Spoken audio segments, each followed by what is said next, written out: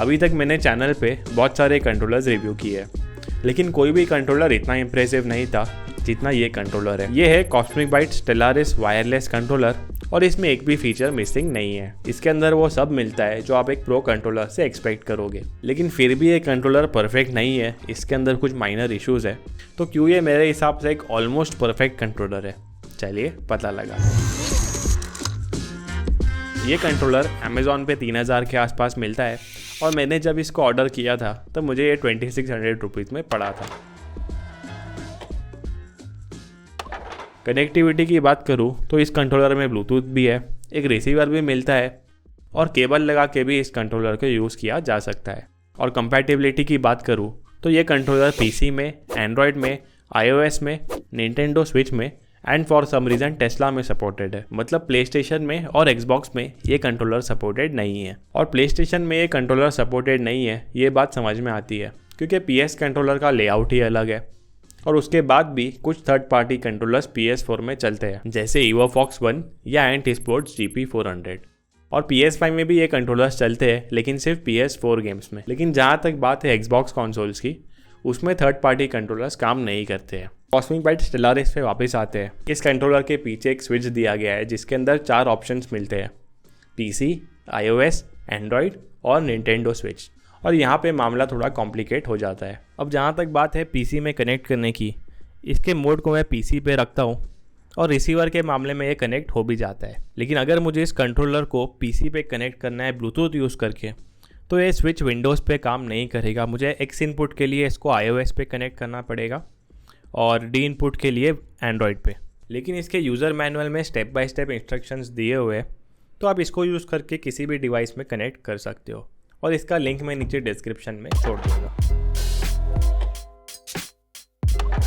Build quality की बात करूँ तो ये कंट्रोलर हाथ में काफ़ी हैवी और प्रीमियम फील होता है। टेक्सचर्ड ग्रिप्स भी मिल जाते हैं और बटन्स की क्वालिटी भी काफ़ी अच्छी है। और इस कंट्रोलर में खास बात यह है कि इसके अंदर आपको हॉल इफेक्ट एनालॉग स्टिक्स और ट्रिगर्स देखने को मिलते हैं, जो लॉन्ग टर्म ड्यूरेबिलिटी के लिए काफ़ी अच्छा है। और normally Hall effect analog sticks में स्टिक ड्रिफ्ट भी देखने को नहीं मिलता है। और इसके अंदर जो हॉल इफेक्ट एनालॉग स्टिक्स और ट्रिगर्स है उसमें रेजिस्टेंस काफ़ी कम है, तो उसकी वजह से ये काफ़ी स्मूथ फील होते हैं। और इसके एनालॉग स्टिक्स का एरर रेट भी बाकी कंट्रोलर से काफ़ी कम है। और कॉस्मिक बाइट स्टेलारिस के बॉक्स में ही आपको 4 एक्स्ट्रा थंबस्टिक्स मिलते हैं, मतलब इसके जो थंबस्टिक्स है वो रिप्लेसेबल है। और मैकेनिज़्म की बात करूँ तो ये खींचने से निकल जाते हैं, लेकिन काफ़ी प्रेशर लगाना पड़ता है। और इसके अंदर कोई मैग्नेट्स नहीं है, ये क्लिप टाइप अटैचमेंट है, तो इसको बार बार चेंज करना मैं रेकमेंड नहीं करूँगा। फीचर्स की बात करूँ तो इसमें एक भी फीचर मिसिंग नहीं है। इनफैक्ट इसमें कुछ ऐसे फीचर्स भी मिलते हैं जिसको देख के ऐसा लगता है कि यूज़र एक्सपीरियंस को ध्यान में रख के इस कंट्रोलर को डिज़ाइन किया गया है। जैसे आप इसकी बैटरी परसेंटेज कंट्रोलर पे से ही चेक कर सकते हो। तो जैसे सिलेक्ट और उसके ऊपर वाला बटन मैं साथ में दबाऊँ तो इसके अंदर मुझे बैटरी लाइफ बताता है। अभी 3 डॉट्स बता रहा है, मतलब 75% बैटरी है। ये इतना प्रिसाइज तो नहीं है क्योंकि इसके अंदर सिर्फ 4 ही पॉइंट बताता है, 25, 50, 75 और 100। लेकिन ये एक काफ़ी यूज़फुल चीज़ है जो किसी भी और कंट्रोलर में अभी तक मैंने नहीं देखा है। अगला अच्छा फीचर है इस कंट्रोलर को पावर ऑफ करने का तरीका। यूजुअली दूसरे कंट्रोलर्स में होम बटन को 10 सेकेंड्स के लिए दबा के रखना पड़ता है, जो मेरे हिसाब से बहुत ज़्यादा है। इस कंट्रोलर को टर्न ऑफ करने के लिए इसके पेयरिंग बटन को सिर्फ एक बार दबाना है और ये कंट्रोलर टर्न ऑफ हो जाता है। इस कंट्रोलर में सॉफ्टवेयर अपडेट करने का भी ऑप्शन मिलता है। सॉफ्टवेयर अपडेट करने के लिए आपको कीलिंकर ऐप डाउनलोड करना पड़ेगा, जो एंड्रॉयड और iOS दोनों पे अवेलेबल है। मतलब PC पे से आप इसका सॉफ्टवेयर अपडेट नहीं कर सकते हो, लेकिन एटलीस्ट आपके पास फ़ोन के थ्रू सॉफ्टवेयर अपडेट करने का ऑप्शन है। वाइब्रेशन की बात करूँ तो इस कंट्रोलर का वाइब्रेशन प्राइस के हिसाब से काफ़ी अच्छा है।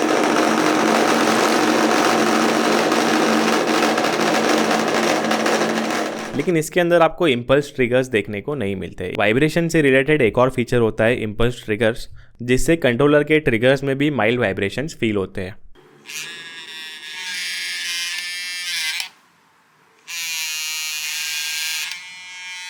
ये फीचर एक्सबॉक्स कंट्रोलर्स में मिलता है और पावर ए एडवांटेज कंट्रोलर में भी मिलता है, लेकिन यहाँ पे मिसिंग है। और इस कंट्रोलर में ट्रिगर लॉक्स भी मिलते हैं और ट्रिगर लॉक्स की क्वालिटी भी काफ़ी अच्छी है। और इसमें एक और अच्छी बात यह है कि ये लॉक पोजीशन पे भी 100% इनपुट लेता है, बट इसमें सिर्फ एक ही लेवल है, या तो लॉक्ड है या तो अनलॉक्ड है। 3 लेवल्स नहीं है जिससे पावर ए कंट्रोलर्स में देखने को मिलते हैं। लेकिन मेरे हिसाब से ये इतना रेलेवेंट नहीं है, क्योंकि 3-वे ट्रिगर लॉक्स में भी या तो आप पूरा फ्री रखते हो या तो आप मैक्सिमम पोजीशन पे लॉक कर देते हो, तो उससे इतना फ़र्क नहीं पड़ता है। कॉस्मिक बाइट स्टेलारिस कंट्रोलर के पीछे 2 मैक्रो बटन्स भी मिलते हैं, और ये दोनों मैक्रो बटन्स में खास बात यह है कि इसके अंदर आप सिंगल बटन भी सेट कर सकते हो और सीक्वेंस भी सेट कर सकते हो। और एक चीज़ जो मुझे इसके मैक्रो बटन्स में अच्छी नहीं लगी वो है इसका प्लेसमेंट। इसको जो मैक्रो बटन्स है वो नेचुरल पोजीशन पे नहीं है, मतलब जहाँ पे आपकी फिंगर्स रेस्ट होती है वहाँ पे मैक्रो बटन्स होने चाहिए, बट ये उससे थोड़ा आगे है, तो ये प्रेस करने में उतने कंफर्टेबल नहीं है। कॉस्मिक बाइट स्टेलारिस की जो RGB लाइट्स है वो दिखने में काफ़ी डिसेंट है। तो यहाँ पे 2 टाइप की लाइट्स है। ये एक एनालॉग्स के अंदर जो रिंग है वहाँ पे RGB लाइट्स होती है, और इसके एक्शन बटन में भी लाइट्स है, लेकिन वो सिर्फ एक ही कलर की है, सिर्फ वाइट कलर में, उसमें कलर चेंज करने का ऑप्शन नहीं मिलता है। तो इसके एनालॉग की जो RGB लाइट्स है उसकी ब्राइटनेस कम या ज़्यादा करने के लिए सिलेक्ट बटन दबाना है और डाउन या अप प्रेस करना है, तो इससे इसकी ब्राइटनेस कम या ज़्यादा हो जाती है। और मोड चेंज करने के लिए स्टार्ट बटन दबा के लेफ़्ट दबाना है, तो यहाँ पे अलग अलग मोड्स आपको मिल जाएंगे, जैसे कलर साइकिल है, ब्रीदिंग है और सिंगल कलर मोड है। और सिंगल कलर मोड के कलर्स को चेंज करने के लिए स्टार्ट दबा के राइट दबाना है, तो यहाँ पे अलग अलग कलर्स आपको देखने को मिल जाएंगे। और तो ये हो गया RGB रिंग्स की सेटिंग्स। और इसमें एक और ऑप्शन मिलता है जिसके अंदर मैं सिलेक्ट दबा के लेफ़्ट दबाता हूँ, तो अभी ये जब एनालॉग स्टिक्स मूवमेंट में रहेगी तभी ही इसकी लाइट चालू होगी। जैसे मैं यहाँ पे यूज़ करूँगा तो ही इसकी लाइट चालू होती है। और ये सिंगल कलर मोड में लिमिटेड नहीं है, तीनों भी मोड्स पे आप इसको ऐसे सेट कर सकते हो। और इस कंट्रोलर में टर्बो फंक्शन भी मिलता है, और वैसे तो टर्बो फंक्शन काफ़ी कॉमन फीचर है, बट इसके अंदर खास बात यह है कि आप टर्बो में जो टैपिंग स्पीड होती है उसको भी सेट कर सकते हो। उसमें भी आपको 3 ऑप्शंस मिलते हैं, जैसे आप 5, 15 या 25 टैप्स पर सेकेंड सेट कर सकते हो। नेक्स्ट फीचर है हेडफोन जैक। इस कंट्रोलर के अंदर हेडफोन जैक भी मिलता है, और यूज़र मैनुअल की माने तो इसका हेडफोन जैक निंटेंडो स्विच में और PC पे वायर्ड मोड पे काम करना चाहिए। निंटेंडो स्विच मेरे पास है नहीं, और PC में वायर्ड मोड पे भी इसका हेडफोन जैक काम नहीं कर रहा है। मैंने अलग अलग मोड्स भी ट्राई करके देख लिए, तो इसका हेडफोन जैक अभी तक मैं यूज़ ही नहीं कर पाया।